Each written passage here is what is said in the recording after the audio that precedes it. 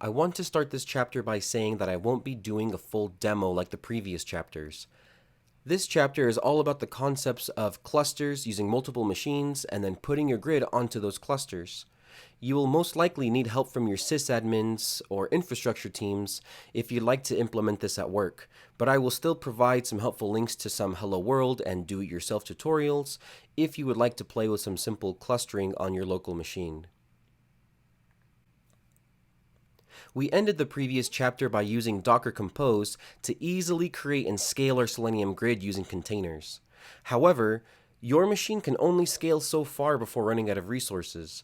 In other words, you can only create so many containers and browsers on one machine. We solve this by connecting multiple machines together that each have a Docker engine. A collection of Docker engines joined into a cluster is called a swarm. Here we have 6 Linux VMs. These could be physical machines or virtual machines created with something like VirtualBox, or even cloud instances like EC2s from AWS. Either way, you need to know their IPs and configure some ports so they can communicate with each other. Then you can just join each machine into the swarm. Each machine in the swarm is called a node. Swarms consist of manager nodes and worker nodes. Worker nodes listen for tasks sent by the manager nodes and then execute them. Manager nodes can execute tasks just like workers, but they are also in charge of sending tasks to workers and maintaining the desired state of the swarm. Desired state is just what we want our swarm to look like.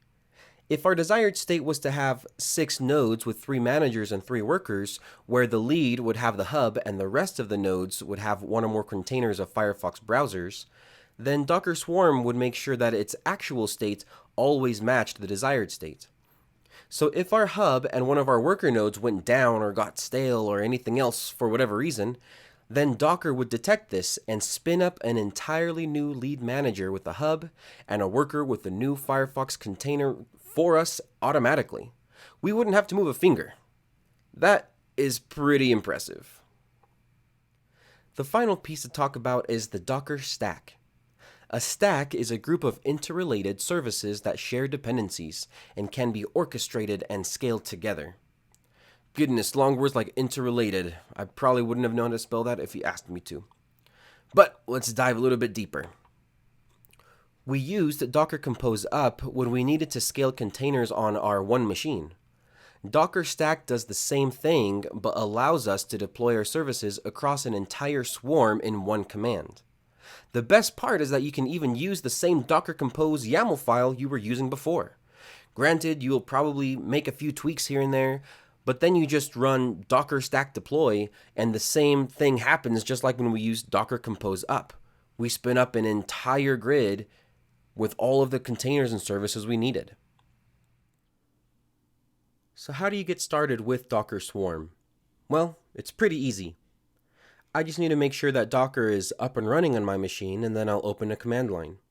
From here, I'll enter Docker Swarm init. You'll now see that I've initialized my swarm, and this is now a node, and it's a manager node.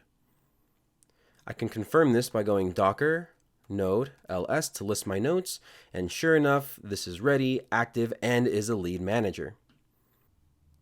If I want to add a worker to the swarm, then I need to use this command right here. If I copy and paste this into the terminal of the machine I want to add as a worker, then it will automatically join as a worker node to this swarm. If I want to do the same thing for a manager, then you'll see this line right here. I have to do something a little unique.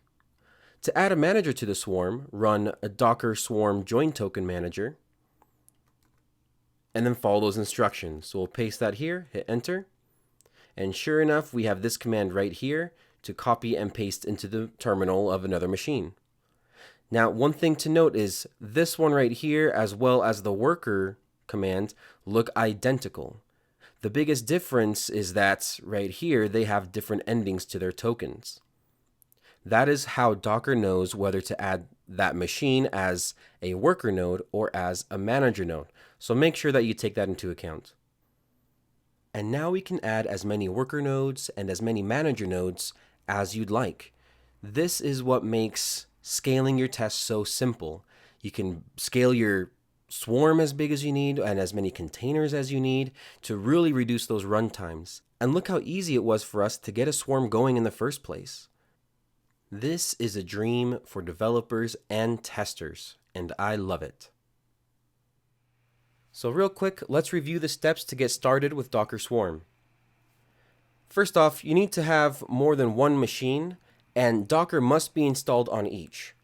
Remember that these are either VMs or physical machines, or my favorite, cloud instances like EC2. The second step is that you need to know their IPs and network them successfully. You may need to remove some firewalls, for example, but this is probably the hardest part about Docker Swarm, and the reason why I can't do a full-fledged demo for you, because each person is going to run into different errors in different situations depending on the infrastructure at work, or your home network, or things like that. So even though this is the hardest part, if you stick through it, I'm sure you'll get to it, and again, your sysadmins or infrastructure teams will be super valuable at this step. The third part is to run the Docker Swarm init command on the first machine to start the swarm and have a lead manager node. This will also provide you with the commands and tokens needed to join other machines as workers or managers. Step 4 is to run the Docker Swarm join command in the terminal of the other machines to join them to the swarm. You will have two tokens to choose from, one that joins the machine as a manager node and another that joins the machine as a worker node, so make sure you use the right one. Once you have all the nodes you want in the swarm connected, then deploy your stack against your swarm. Remember that this uses the docker compose.yaml file to easily spin up your Selenium grid. Now you can start running your tests at any scale. Just remember to change the URL that you pass into your remote WebDriver so the tests target the grid correctly. So what are the next steps? Well, first you're going to want to get comfortable with Docker or at least containers. Understanding images and containers may actually help you or your team solve some complex challenges like the ones we talked about in Chapter 1. Now that you're done with this course, you should have much better control of the grid and the browsers you're testing on. But what about making other services immutable? For example, you could containerize some APIs so it's easy to deploy it and then run your service level tests against a cleaner, more controlled environment. Hopefully, you're already thinking of things that can be solved by using containers. The next piece would be trying to create your own clusters and deploying services on them using Docker Swarm. Networking is half the battle, but once you've joined the nodes, deploying the services is relatively simple. The last thing I would suggest is to look at orchestration tools like Kubernetes and pipeline tools like Jenkins.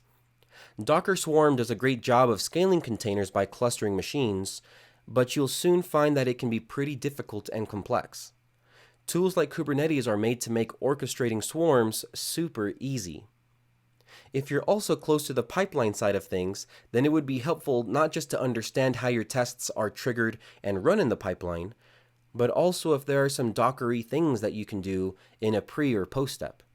I can tell you from experience that you will save a ton of money if you can automatically scale up or scale down the number of containers you need to run your tests.